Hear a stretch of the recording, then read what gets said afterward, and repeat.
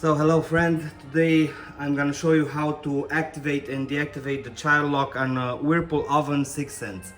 The procedure is very simple. Sometimes your child may press the button, this button, the rewind button with 2 stars. You have to press it 5 seconds. 1, 2, 3, 4, 5, 6. No, 6 seconds. And now you can press any button and nothing is going to happen because the child lock is on.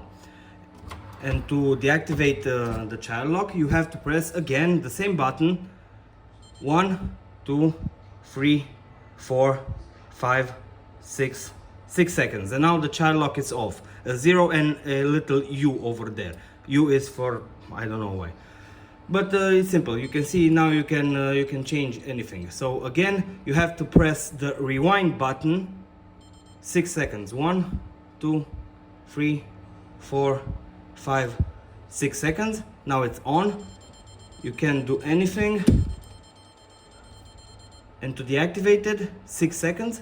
1, 2, 3, 4, 5, 6 seconds. Now it's off. Now it's very simple. Super, have a good day, bye.